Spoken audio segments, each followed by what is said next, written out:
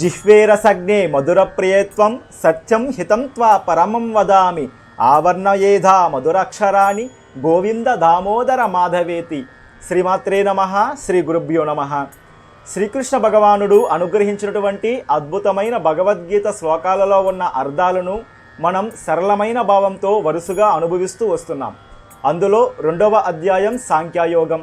ఇందులో మనం ఏ సందర్భంలో ఉన్నాం?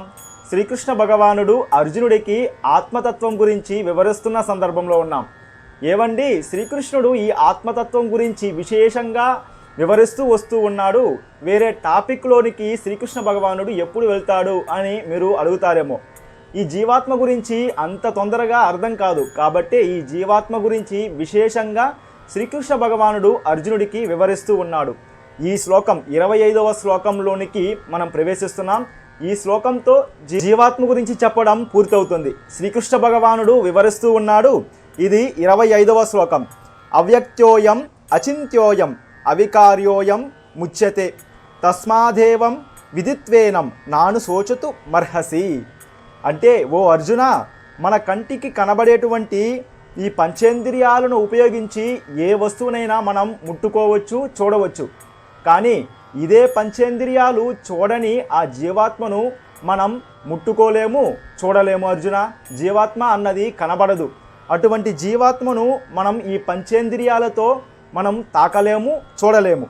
అవ్యక్తోయం అచింత్యోయం అవికార్యోయం. కాబట్టి ఇలాంటి జీవాత్మ గురించి తెలిసిన నీవు చింతించడం తగదు అర్జున. నీవు చింతించకు. ఎందుకంటే తస్మాదేవం విదిత్వేనం నాను శోచతు మర్హసి. అటువంటి అప్రమేయమైనటువంటి, అవ్యక్తమైనటువంటి, అచింత్యమైనటువంటి జీవాత్మను ఈ యొక్క పంచేంద్రియాలను ఉపయోగించి దానిని చూడలేము, దానిని స్పృశించలేము అర్జున. అటువంటి జీవాత్మ గురించి తెలుసుకున్న నీవు ఎందుకు శోకాన్ని పొందుతూ ఉన్నావు? నీవు చింతించుకు అని ఈ యొక్క శ్లోకంలో శ్రీకృష్ణ భగవానుడు వివరిస్తూ ఉన్నాడు. అవ్యక్తోయం అచింత్యోయం అవికార్యోయం ముచ్యతే తస్మాదేవం విదిత్వేనం నాను శోచతు మర్హసి. ఇటువంటి ఆత్మతత్వం గురించి శ్రీకృష్ణ భగవానుడు ఈ యొక్క 2వ అధ్యాయంలో మనం గమనించినట్లయితే మొదటి 10 శ్లోకాలు కూడా అర్జునుడి యొక్క శరణాగతి ఉంటుంది.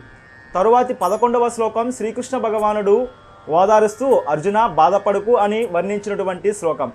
ఇక 12వ శ్లోకం నుంచి ఈ 25వ శ్లోకం వరకు జీవాత్మ గురించి అర్జునుడికి విశేషంగా వివరించినటువంటి శ్లోకాలు. ఈ జీవాత్మ గురించి ఒక్క అర్జునుడికే వివరించాడా అంటే మనకు కూడా వివరించాడు. ఆ జీవాత్మ గురించి మనకు అర్థమైందో లేదో, లేక అర్జునుడికి అర్థమైందో లేదో అని శ్రీకృష్ణ భగవానుడు వేరే మార్గంలో ఈ యొక్క జీవాత్మ గురించి, ఈ యొక్క శరీరం గురించి వివరించడం ప్రారంభించబోతూ ఉన్నాడు. అది మరొక భాగం నుండి శ్రీకృష్ణ భగవానుడు అద్భుతంగా వివరిస్తాడు. దానిని మరొక భాగంలో తెలుసుకుందాం. కృష్ణాయ వాసుదేవాయ దేవకీ నందనాయ చ నందగోపకుమారాయ గోవిందాయ నమో నమః. శ్రీమాత్రే నమః. శ్రీ గురుభ్యో నమః.